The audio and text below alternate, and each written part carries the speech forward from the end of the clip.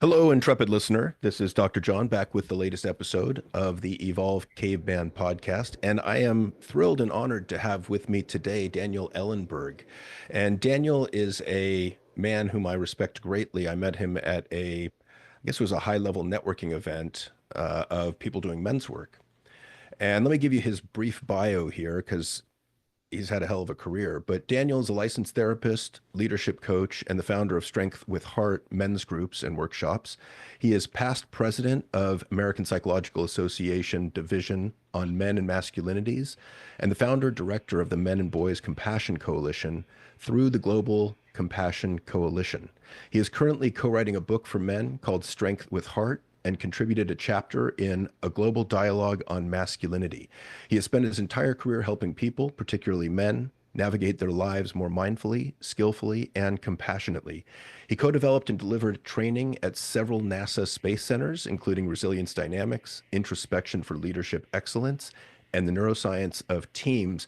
And I've seen other bios of his, and we're leaving out a number of impressive things. So that's a pretty damn good body of work right there. Daniel, welcome. How are you? I am well. Good to be with you, John. So And I got to say, I was excited to have you on because in our last conversation, I found that you could play with me, and I really appreciate that in another man. I'm a big fan of being quick and easy to laugh and smile, and I right, was like, oh shit, this guy can joke around and can play and is a smartass and is sarcastic, and I love that. right. Well, I left Jersey a long time ago, and as I say, you can take the boy out of Jersey, but and so it's survival back then. I do think play is so important, and I don't think in general psychology gives play enough play. Yeah. And when you think about male relationships, they are oftentimes predicated on some type of play. Now, some people look at it from the outside and they go, oh, these guys are just being competitive and it's just veiled hostility and all that. And maybe there is some in the complexity of life, but it's also a way of connecting. And guys will kind of like poke each other and prod and think like, can can I be me and be a jerk in a certain way with you, and will you still embrace me? Yeah. On some level. And obviously, you don't want to go too far. And I think where guys fall short a lot is that when someone gets hurt, with like which happens, the other person doesn't necessarily apologize and don't have a meaningful conversation. And I'm a believer in both poking and prodding and also course correcting if you've gone off course and the relationship is harmed by the play that turns into something that feels threatening. Yeah, To so repair is a big one. I mean, I've worked pretty extensively on repairing disconnection in my romantic relationship, but I think you're right. I don't think we see that carry over into male friendships quite as much. Although now that I'm older, it's a little bit better and easier. absolutely. I mean, you think about being a therapist. How many people go with a friend into therapy? Like you have individual counseling, you have Mhm. couples counseling, you have family counseling, you have some group counseling where there could be some friendships that develop in there. But guys coming in together and talking about, hey, we work close, we're not feeling as close, we're disconnected, we want to explore what's going on here. Like that's super rare. I've done it, as a Mhm. therapist, but I'm a strong believer in the potential resilience of relationships. I'm not a strong believer that people will always be resilient in their relationships. The potential is Mhm. there, the actuality not always. Yeah, I think in 30 years of doing therapy, I've seen it once where and they were young men, they were like early 20s that came in and wanted to talk about their friendship. And I was really impressed. Exactly. And isn't that interesting that you were impressed by it? Uh-huh. Well, That, I mean, it's so rare. right? Yeah. And I think we need more of that. I mean, we know that there's a dearth of friendships for men in general in this day and age, the epidemic of loneliness. And I think it's fascinating to me because one of the things I've talked about with clients over the years is how difficult it is to make new friends after, I don't know, say the age of 25, whenever you get out of school, whenever you get out of college or graduate school, it just becomes quite a bit harder to meet new people. It's interesting because this is an area I've explored a lot, like male friendships, and I personally have, friendships ranging from over 40 years to a year, and so I've made friends, throughout life. A lot of times, if you really want to make friends when you're getting older, it really is around doing projects together. Yeah. And so I know for me, like my newer friendships have come because we were, sharing some alignment in terms of what we're doing. And that may be the case with us, John. You Well, know, yeah, I felt, I mean, it's interesting just in kind of touching on that. I felt a strong connection with you, like almost immediately.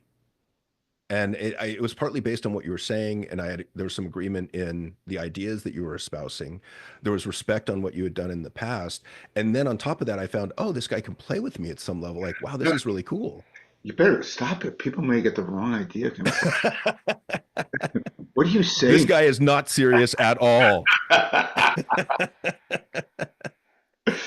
mean, it's funny because you know, I I've given up most of my therapy practice, I mainly do like some leadership coaching, but most of what I'm doing these days is more nonprofit work around the Men and Boys Compassion Coalition.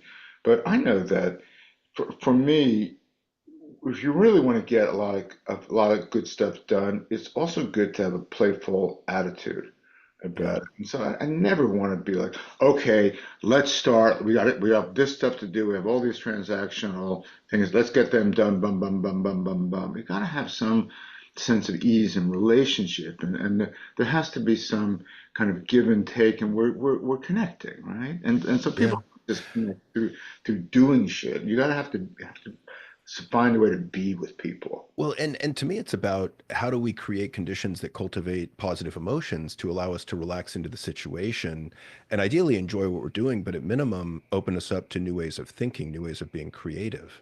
I remember I was working with a top executive at a Fortune 50 company, and they were leading some meetings, and the atmosphere was just rife with stress and outright fear, I would say, because there had been several rounds of layoffs. And I said, well, have you tried anything to kind of lighten the emotional mood prior to starting some of these meetings? And she was like, no, what do you mean? And I was like, well, I remember, I remember, doing some work with a Stanford psychiatrist. We were trying to, kind of measure emotions, but we had a hard time like making sure people were in the same emotional place to begin the assessment. And I suggested just showing a brief clip of a baby laughing. Like there's a classic, like the dad's tearing pieces of paper, which the baby just thinks is hilarious and is just like belly laughing. And so to her credit, she had the courage to do that. And everyone started laughing in the meeting at this baby laughing at ripping paper because it's infectious. It's hard not to. And everyone relaxed in the meeting. And several people came up to her afterwards and thanked her for including that. And I just thought it's such an easy intervention, so to speak. Right. I hope she gave you credit for that, right? I don't know about that, but Well, I mean, if you think about it kind of psychophysiologically, the first order of business, so to speak, between people is like safety versus threat, friend or foe, mhm. can we? And that's what play is a way of actually entering the space of safety. Now, one of the problems that happens between guys, not irregularly, is that it starts off as play, and again, as I was saying before, someone feels that they were hit by a stick, and then they feel threatened, and then you threaten back, and then you're up, you're up leveling into a conflict there, and so it's Mhm. quickly from safety to threat. This happens with people quite a bit, and safety is never anything to be assumed, and we're obviously living in a world that, at least to some degree, feels increasingly unsafe, Mhm. increasingly threatening. And so, without going all political right now, I do think that people do best when they think most about how can I contribute to feelings of safety between us, and how can I feel safer in myself.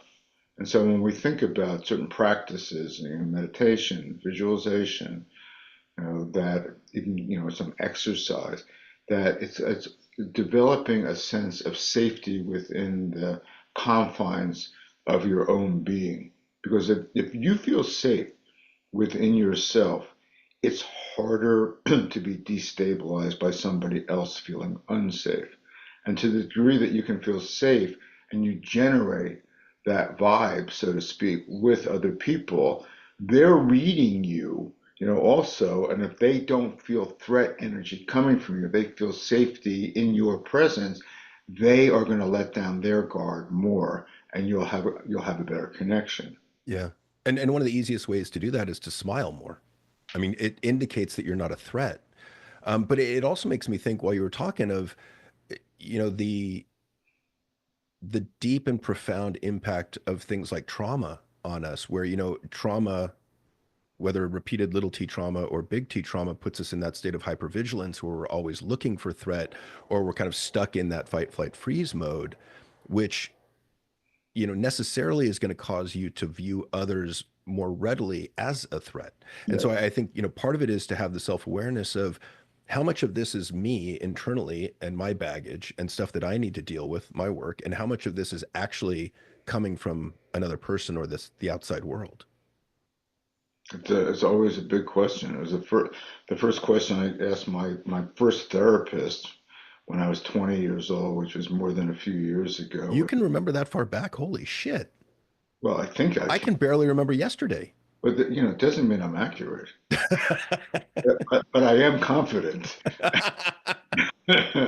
Well, they say like, confidence is no guarantee for competence. You Or know, correctness.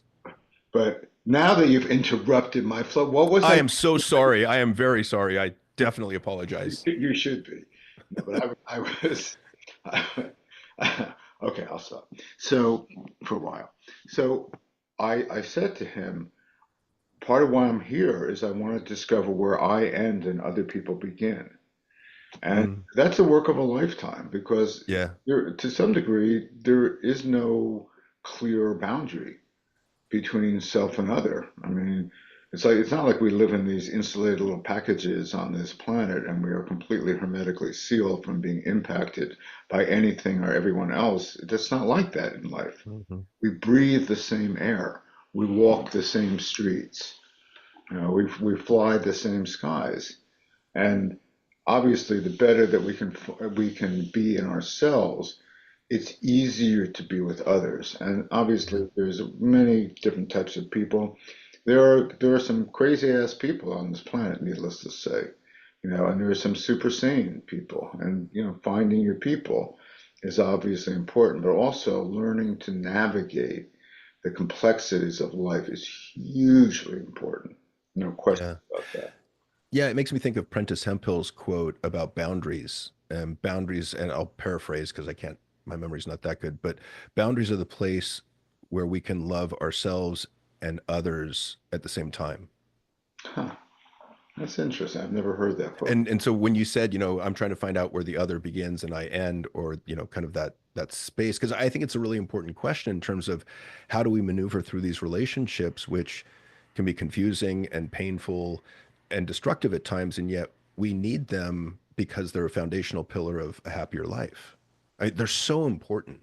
I mean, I remember when I was young, I could be a little introverted and curmudgeonly before I was an old man, and to I would I could isolate myself. I could diminish the relationships around me and tell myself that I was okay by myself. And then I realized that's not correct. Like, I need relationships, I need friendships, I need love, I need connection if I'm really going to thrive in this lifetime. Absolutely. Well, I mean, we're social beings. I mean, there's no Yeah. question about that.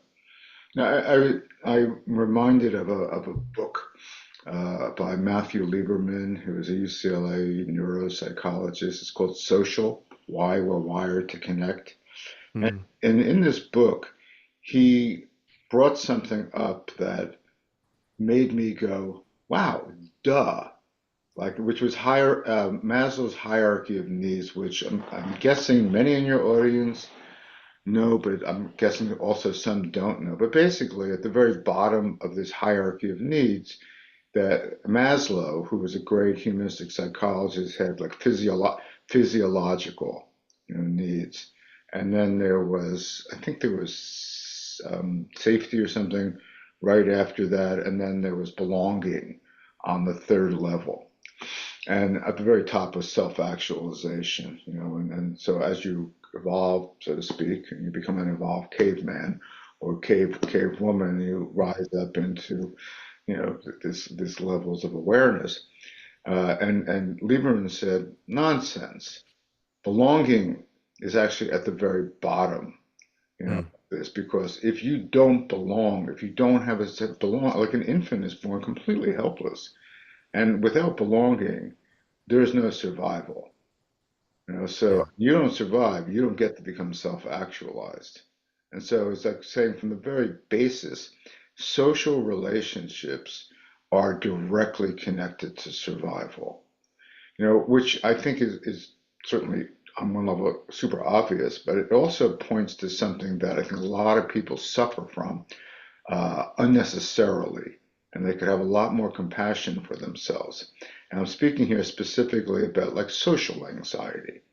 I've seen it, and myself included, not now because I've learned more about it, but like going to a party or going to a social occasion or being involved, being into some type of group and feeling anxious. And then going like, well, what is wrong with me? I'm just going to a party. I'm just going out to just meeting some friends out to dinner. Like, what's up with me that I would actually have some issue? Like, what a wuss. And the guys will like, Yeah. criticize themselves for being weak and lame and toughen up and no, I can handle this and bullshit and, and tighten up around this versus stepping back and going, well, that makes sense. You know, a quick little story, if I may. Yeah, please. Many years ago, I went to a barbecue. It was some party, picnic out in Marin County where I live. And my wife was gone. And every year I get invitations to this picnic. I would never go. And, maybe I'll go. And she was gone. I said, I'm going to go. And so I drove there, and it was a perfectly beautiful summer day. And driving there, and I felt fine. And then I pulled up to the picnic, and I looked down, I saw that there were actually like people there at the picnic. Hard to Huh. imagine. And I had this moment, it was really weird. Like I suddenly felt somewhere between extreme anxiety and panic. And it was more than usual, for me. And I saw at that moment how much, frankly, my own inner work had been working, which is there was a voice in me, like in Mary Oliver's poem, where she said there was a new voice that you recognized as your own that kept you company as you strode deeper and deeper into the world. And this voice, uh, uh, see, I can go from laughter to tears quickly. This voice it was saying like it's understandable, Daniel. You don't know these people. There's stranger danger. You've had your own anxiety. You're wired for threat in some way. What could go wrong? And so it's natural that you would feel some anxiety going into what feels unfamiliar because I didn't really know any of the people. I thought Mm. that I did know some people there, but I didn't know that at the time. And when I heard that voice, which was my own a part of me, my whole body relaxed. And you think about just as a general lesson, because I don't think it's unique to me, that the power of self, or shall we say, selves acceptance, there, Mm. accepting that's what is, and that why would I be different? I'm a human animal, or a humanimal wired, for threat. Love safety, but certainly there's threat there that a social situation would trigger the potential of being excluded. And if you think about from a psychological perspective, to be excluded from the tribe is to be given a death sentence. Yep. And all anxiety on some level draws origin from the threats of survival. And that's why we have it. Like anxiety, pay attention. There could be a threat out there. Let me go back a second because you said a phrase that I haven't heard before that I really love, selves acceptance. So talk to us a little bit more about that phrasing because I think it's quite important. It's my own. because I was thinking, I've thought about how we talk about self-acceptance, and self-awareness, and self-love. And I just think it's more complex than that because Hmm. most people have certain parts of themselves that they're aware of. They have self-awareness about that part, self-awareness, but they don't have any awareness about other parts of themselves, or they're accepting of certain parts of themselves, but they're completely rejecting of other parts of themselves, or other selves, right? And so when we It talk, makes me think of internal family systems right, because I remember hearing that theory and I was like, holy shit, like we're all a little bit multiple personality disordered according to that theory, which I think is absolutely true. That we've got different parts of ourselves swirling around in our mind that come out at different moments based on different perceived yeah, threats, perhaps. And then you've got that wise adult self that we're trying to keep in charge of us all the time, but that's kind of yeah, difficult, if not impossible. for sure. I mean, you know, I think IFC, internal family systems is a great system. Most people, it seems these days, seem to think that that whole idea came from Dick Schwartz, and it didn't. This idea of multiple selves and personalities has existed for many decades before psychosynthesis.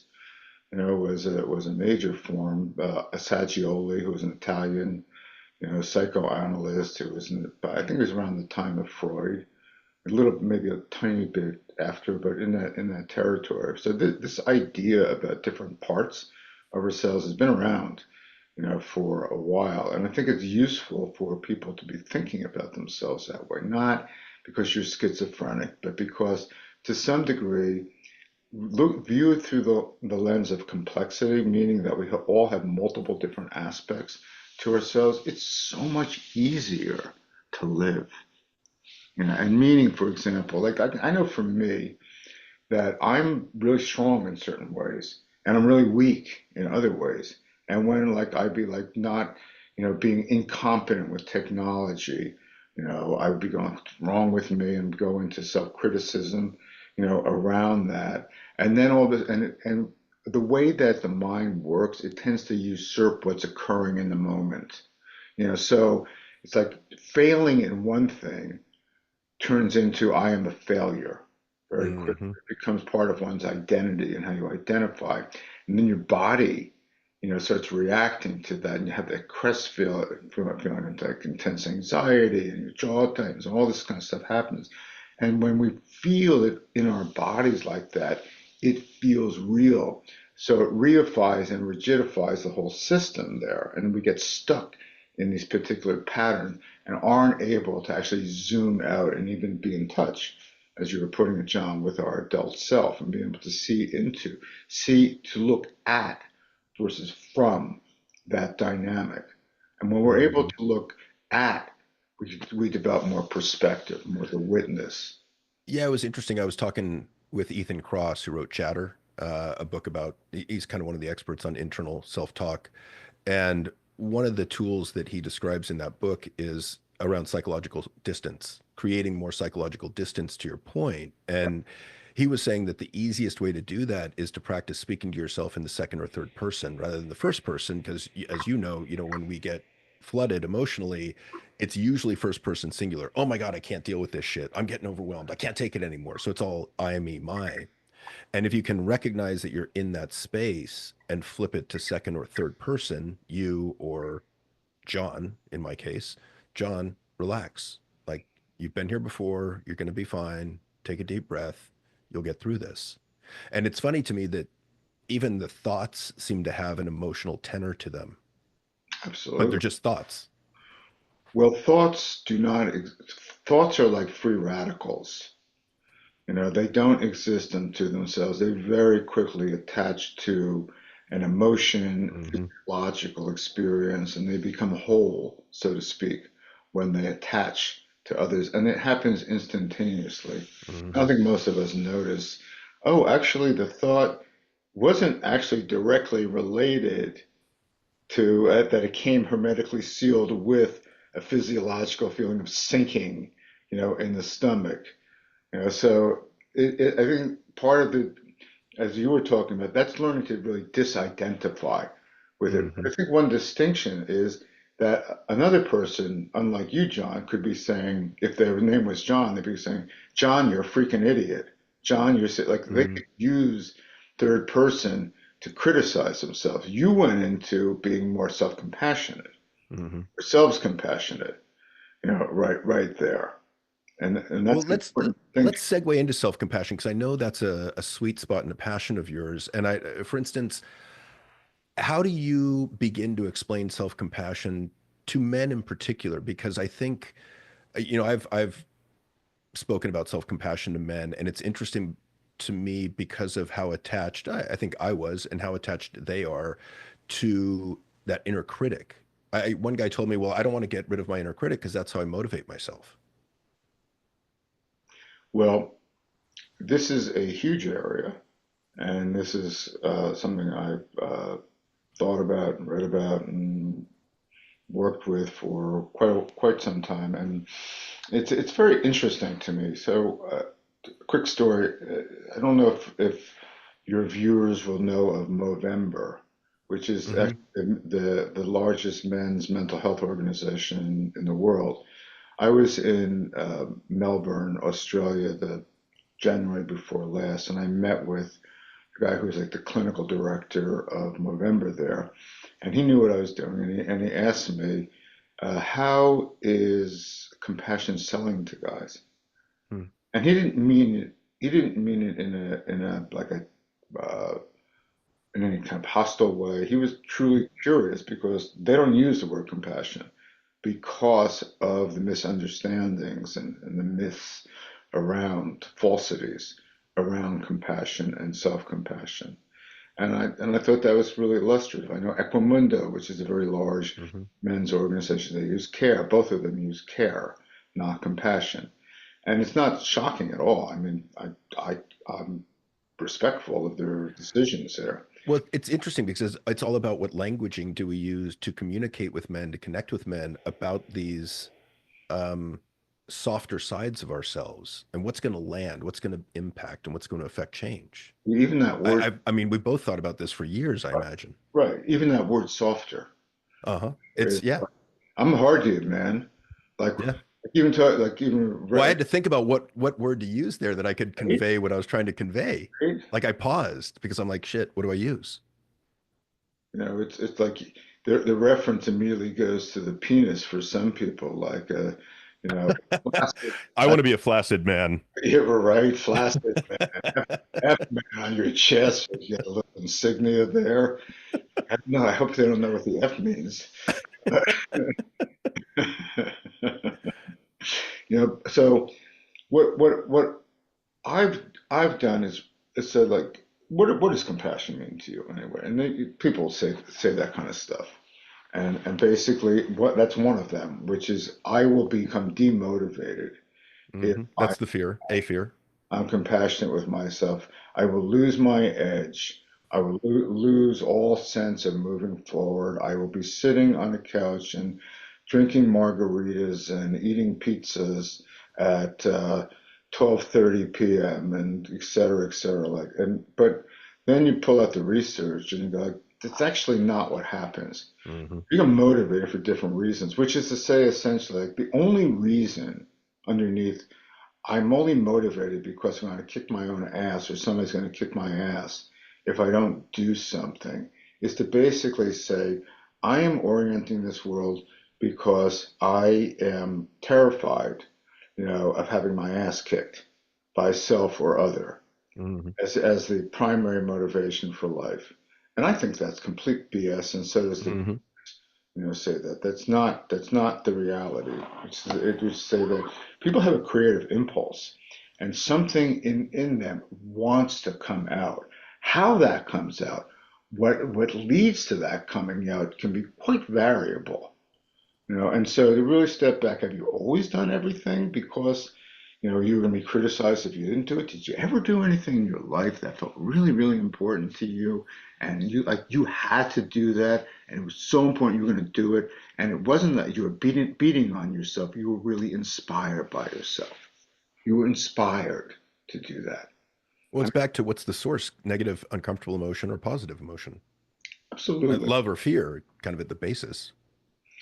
Yeah, I mean, to some degree, a lot of people will do things more because they feel the heat than because they see the light. I mean, we we certainly know that in terms of like Hmm. trying to avoid pain, i.e., heat, Yeah. versus pleasure, like just directly without all that other stuff, seeing the light, feeling the warmth of the sun versus the cool of the wind. Right? And so it's understandable that people will think like that. So I'm not criticizing the thinking. I'm critiquing at least the reality, behind that because it's not true. People we can be extremely motivated because it's the right thing to do. It's important. It feels good to do that. And I think as guys, we've learned to disconnect really from what feels good. Hmm. And so you exercising because you're an asshole if you don't? Well, ideally not. You exercising to feel healthier. Now, is it always feel good to exercise? I mean, as a pretty regular, I'm not pretty, very regular exercise since I was 20. I played sports and stuff before that, even though I wasn't in great shape. I'd do it. Like it's like you do it because it's good for you.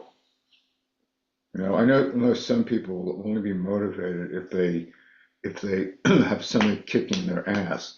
And then if somebody's not kicking their ass, they won't be motivated.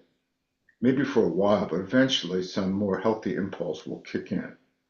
And It so, feels to me like with a lot of the men that I talk to, there is those vestiges of playing competitive sports and having that coach kind of yell at you to motivate you that's internalized and becomes our inner critic, which also makes us somewhat resistant to self-compassion.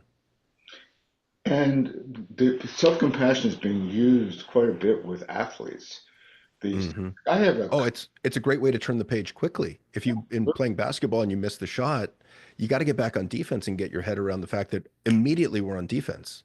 well, as they say, for a defensive back is their most important trait is to have a bad memory.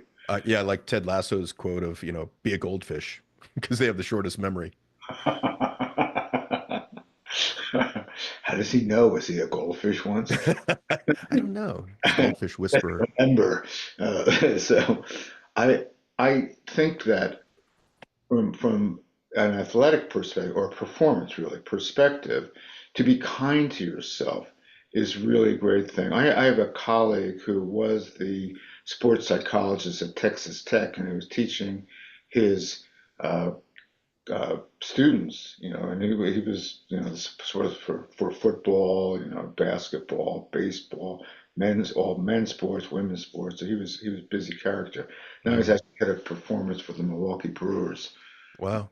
baseball team, and he's teaching them that there. It's like, okay, you failed there. It was a bad piss. Get back on. You can be kind to yourself and get back in because it actually brings you more into the present moment, and you're most effective when you're in the present moment. I remember Rick Pitino, who's a college Yeah. basketball coach. He Yeah. would teach his players. He probably still does. Like, be in the precious moment. Apparently, they weren't in the precious moment in their last game that knocked them out, but that's another story. Well, I So remember Phil Jackson used to have both the Bulls and the Lakers read Dan Millman's book, Mind Body Mastery, every year. And that was all about such topics yeah, of being present. Like, how do you stay present? yeah. I mean, you see LeBron James sitting on the bench, with his eyes closed, and he's just sitting, just centering himself. I, Hmm. I guarantee you, he's not saying, "LeBron, you're such a jerk. What's wrong with Hmm. you?" I would bet anything that's not his dialogue. He's Yeah. encouraging himself. And you think about the importance of encouragement, which I believe is under self-compassion. Like Hmm. EN is inward. Courage, is the willingness to go forth despite some level of anxiety in doing it in the pursuit of a goal that feels desirable to you. So you're encouraging yourself. And I think that self-compassion is really one of those great ways of really learning to encourage yourself. It's like I absolutely agree. I mean, again, to me, I'm an emotion geek, so I tend to look at things through those lenses, but it's kind of, what emotions motivate you better to perform at your peak. Right. And in general, I would say that's going to be the positive emotions. And how do you get there? Well, self-compassion, encouragement is a really good way to get there. Because I mean, like we know that to the extent that you're being hit with doubt, um, anger itself, fear, like those can cause muscle yips, which are, but tiny muscle contractions that can pull the bat, a quarter inch too low or an eighth of an inch too high. And, or, it pulls your shot in basketball off, a quarter of an inch, which makes it hit the rim and not go through. And I mean, that's the level of detail I think that we're trying to get to in terms of how can we get to this place of mind body mastery, I mean, it's at least certain. at times. Yeah, absolutely. I mean, certainly it does have to do with, to some degree, challenging some of the edicts that come from how we learn to be guys. Hmm. We live in a world that's so critical in ways that in to critique traditional ways of masculinity is all of a sudden you're against man, or you're shaming Hmm. man, or it's toxic masculinity, or all that garbage, which I'm completely not in favor of this kind of negativizing this. Right. But there's a way of critiquing and going like, being honorable, being loyal, supporting the group. Those are all noble traits that you can draw origin from, traditional masculinities. I'm not uh, criticizing all aspects that guys have learned. And was it Suzuki Roshi is like, you're perfect and you could use some improvement. Hmm. It's like looking at how could you be better? And I think about John Wooden, who was a famed UCLA basketball coach, who said that basically a really good coach can critique without causing resentment. Hmm. And it's like recognizing that, yeah, you're fucking up. That's not great. Like let's look at that you're doing not as the essence of who you are, your core identity, but you're doing something that's not working. I know for me, when I've been critiqued in that way, and I have been, believe me, on more than one occasion, I appreciate it. Part of me goes, oh, look, and I have to disconnect, certain way, like that's not who I am. It's a trait. Well, let me ask you this. How did you deal with criticism or constructive feedback when you were younger? Like, is that a process that you've seen in yourself in terms of learning how to receive feedback in a positive and constructive way? Absolutely. Because I that was true for me for sure. No, I mean, as a kid, I sucked at it. Yeah. Sure. It I mean, used to crush me. yeah, absolutely. I mean, I grew up in a very critical household. My mother was a great combination of how smart and cute and wonderful and successful and what you're going to be. And can't you do anything right? What's wrong with you? Uh, My yeah. father, he died when I was 10. That's a whole other story. Oof. But he I'm was sorry. quite critical, So we all have our paths in life, and that's part of my own path, right? So it was very critical. There's no question, and I was very sensitive, and I took it all in, and I led to being a very disturbed adolescent, and someone who was not sure if he's going to wind up on which side of the psychiatric hospital. So how disturbed of an adult are you now? Maybe we should be talking about that. I'm just kidding. I'm more disturbed now after you said that. But Um, that was great because that, by the way, that kind of circles back to a conversation about guys in play. Like mhm. that could be something like here this interviewer, he just tried to knock me off, you know, in some ways there. And I was kind of like, and you didn't give it away by that little bit of look on your face. So Well, and see, well, I never would have done that had I not known you could play. Because I know you can play, I'll take that risk. right, right, If I right, don't know that, I would never have said that. right. And so, I mean, it's an interesting kind of that social awareness piece of who can I play with, who maybe isn't safe to play with. Right. But it may have been, I would say some years ago, even though I had evolved to a certain point, that could have knocked me off Mm, at that point because I still had much more my own vulnerability to being humiliated as I had as a kid. And so the kind of things could go from play into threat much faster then than they do now. At this, like this iteration of my own personal caveman evolution, I have to keep yeah, referencing. relevant. I appreciate that. Well, and I'm sorry, I didn't mean to humiliate you. That was not my intent. Did you? I don't think so. I don't know. You'd have to answer that. Um, so the other place I wanted to go in this talk is resilience, because, and I think this is a nice segue into it in terms of receiving feedback.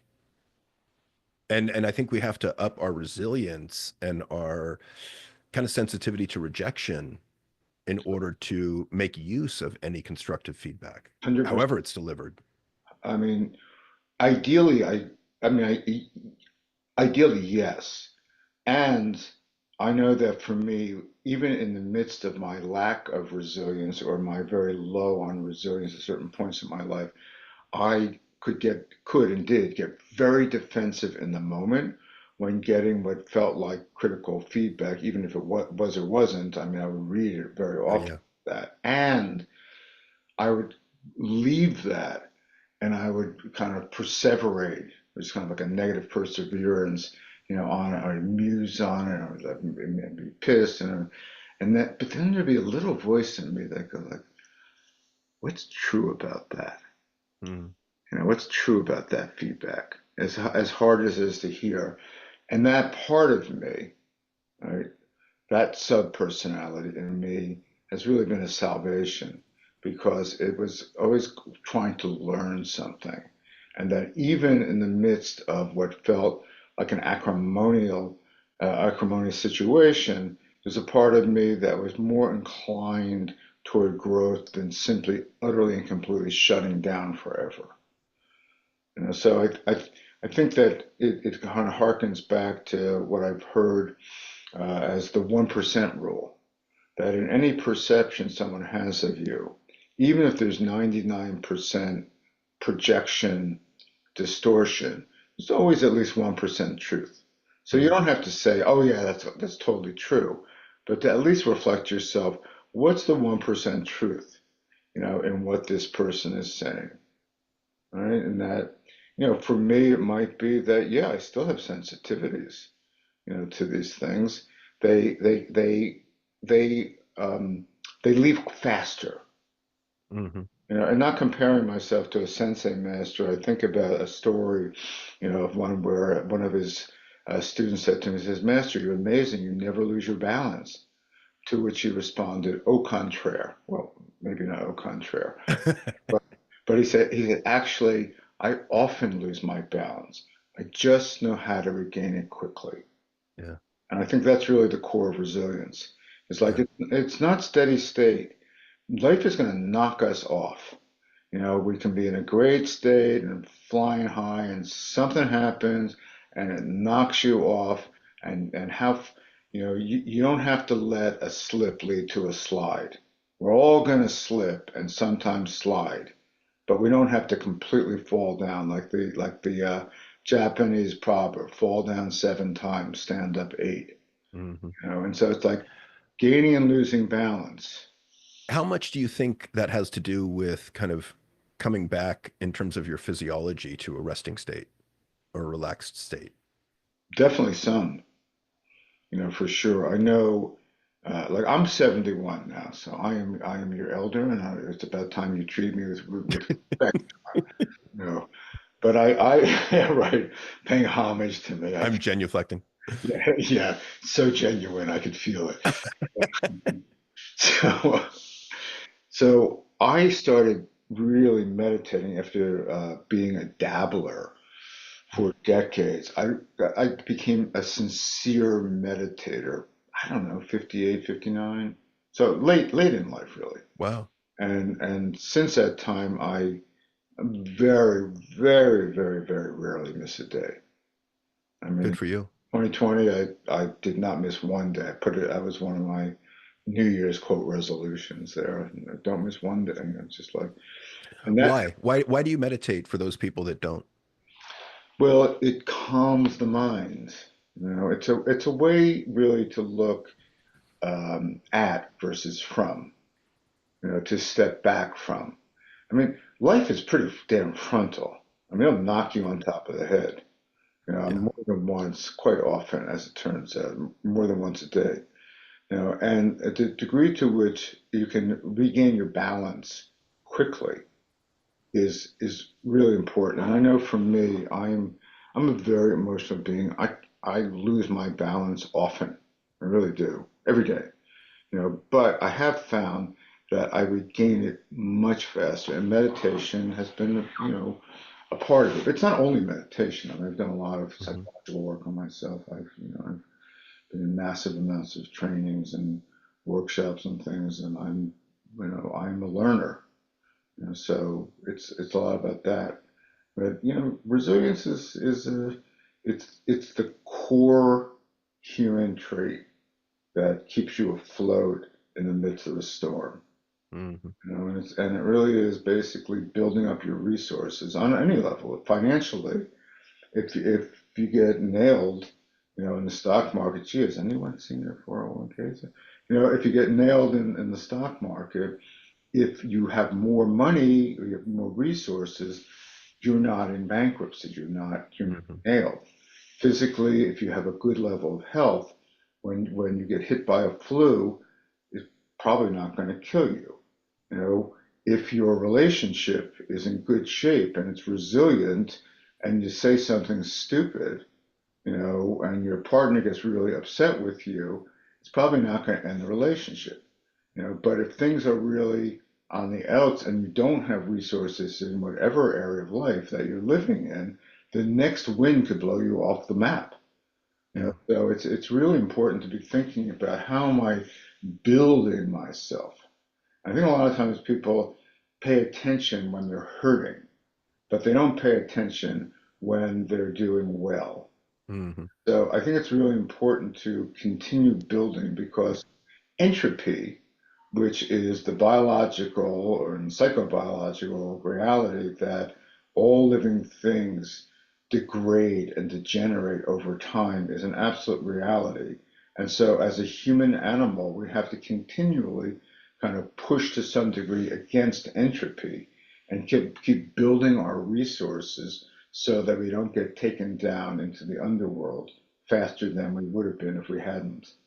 Yeah, I think that's one of my frustrations often with counseling, I guess not just men, but people, where they come in because of an acute emergency and their emotions are just exacerbated and kind of off the charts. And I'm trying to teach them tools to help them out. And then we get through the acute emergency and they're like, okay, I'm out. And like, well, you just came in at the most difficult time to learn new skills. And maybe you want to stick around a little bit longer so that you can actually assimilate some of these new tools so they become unconscious and habitual when things are calmer rather than only trying to deal with things when you're in an emergency state, which is really difficult to do. 100%. And you know, that's generally going to be more true with men than women. You know, and again, these are tendencies. These are not always the case. Statistically, more likely. Let's talk a little bit about self-awareness if we can, because a lot of this, in my opinion, rests on a foundation of self-awareness, awareness of our thoughts, awareness of our emotions, awareness of our internal states physiologically. And without that self-awareness, a lot of what we're talking about, I find, is at least challenging, if not next to impossible. Well, if you think about self-awareness, awareness is obviously related to what's going on inside of you. And from a guy perspective, and I'm speaking guy perspective because it's not unique necessarily, but this is the evolved caveman, Hmm. not the evolved cave with people. You Hmm. know, from a guy perspective, guys have learned essentially to distrust the inner world. So if you think about it, At the core of the inner world is the experience of vulnerability. Vulnerability is directly related to survival. And so obviously, we're all vulnerable to death, and there's some level of a sense, it may not be a conscious awareness that death hovers around in some way. And so vulnerability, which guys learn, is a bad thing. Vulnerability is weakness. Vulnerability is what girls feel. Vulnerability is absolutely verboten. I'm not vulnerable. I am strong. I am well armored. No one's going to get to me. And when you think about it from the shame perspective, how many guys have been shamed? Oh, you're weak. No, I'm not. I'm a tough guy. And you see these like 5-year-olds, learning to the boy box, that eventually turns into the man box. And so to become aware is to be aware really of vulnerabilities inside. It's not the only thing, but that's a part of it. And so you can imagine that when guys are going like, well, really, what's going on inside me? If I look inside me, you're going to find parts inside that are completely disparate from what we've learned is cool and strong and guy-like. And so, of course, there's going to be a sense of keep away from that, and hence not being aware, not noticing, not paying attention, to what's going on and circumventing that process, which I am utterly convinced, and I think the research would back this up, is why men die on average of 5.9 years earlier than women, because Hmm. they don't pay attention. And when there's a pain there, hey man, just fucking, get through it. Don't pay Hmm. attention to that, rather than be humble enough to recognize that you are a vulnerable being and you have a body that is not going to be here forever, and damn pay attention to that. And to be Yeah, a, and I'm sorry, go ahead. no, I'm a huge fan of humility in myself and in men, and am often espousing it in the sense of humility as we're aware of what we don't know and having the humility to ask for help. Because I think that runs counter to all that we learn in the man box. totally. I mean, and I always think of like the Simon and Garfunkel song "I Am a Rock," right? Right? As kind of that the epitome of the man box. I am a rock. I'm an island. Like, oh yeah, shit. Like I recognize that. Right? And they're so gentle when they're Yeah. singing, right? It ain't like Led Zeppelin singing No. it. Uh-uh. So we got to wrap up, unfortunately. I've greatly enjoyed this. Thank you so much for your time and sharing your wisdom. Is there anything that I didn't ask you that I should have? One of the things comes to mind is tell us a little bit about your organization, your current passion project. Yeah, thank you. Well, this is where I could get emotional here. I'm, It's okay if you I, do. yes, and internally, I don't, I appreciate your permission, and internally, I have my own permission, Good. to do that. And I really wish guys would really get this, that their emotions that are not just anger, are welcome, and that it's powerful to feel. And I think about Luka Mhm. Doncic, who the great basketball player who was traded away in the dead of night from his team and came back to play for the first time and was being introduced and had tears in his eyes, and that was beautiful. And it goes to Yeah. show how things are changing in the world, because that would have been shamed as like weak or something some decades ago. So I'm really wanting on a mission level to see a paradigm shift with how guys show up, really how people show up. And I live through the lens of what I call strength with heart. We've mentioned that I'm co-writing a book. We're getting closer to the end of it. Strength with Heart, upgrading the male operating system. But I have a view that we need a paradigm shift among guys in particular, to that you can be strong and heartful. And I call it strength with heart the third way, as opposed to strength with no heart, the first way, the dominator. And that's a lot of what guys learn. And you can look politically not too far from home and see a lot of that kind of take no prisoner mentality. a complete lack of empathy, a lack of compassion. Just we're going to be in charge because we're the strongest. We're going to tell you what to do. I don't believe in that paradigm. Hmm. And there's the heart with no strength one, which is kind of like nice, and kind, but ineffectual and having no boundaries, having no a sense of assertion. And I think all of this really underlays my work, my nonprofit work in the Men and Boys Compassion Coalition, which can be found in the Global Compassion Coalition.org website, globalcompassioncoalition.org. I'm on the board there, and I'm the chair of the education group there, and I'm really spending the rest of my life focusing on how do we educate people in general, guys in particular, that you can be compassionate toward others and you can be self-compassionate, you can be successful, and actually you can be cool also. You don't have to be Hmm. a jerk, there. And we need really good examples of that in the world. When I think about like a Keanu Reeves, he seems like a cool, strong, and heartful guy. And there, there, Hmm. there are some others out here, but we don't have a paradigm out there Right. that says that. And I think a lot of young guys are hurting, and they're like, being drawn into some negative corners of the internet because, of course, they want to have a positive sense of identity, and they're not getting it, Hmm. from the culture. And so a lot of my work is around helping guys get you can be kind, cool, heartful, and successful. Well, thank you so much for sharing that. I'll put the link in the notes, the show notes, and thank you so much for the decades of work that you've done. I greatly appreciate it. I thank you, and I appreciate you, John. Like you, I've been on a lot of podcasts. You're one of the very best, you know, Thank you. and just your sense of ease and curiosity and genuineness, and you the real deal. So thank you for Thank you. I take that with as a high compliment. it is. I don't know how high I am, but it's definitely.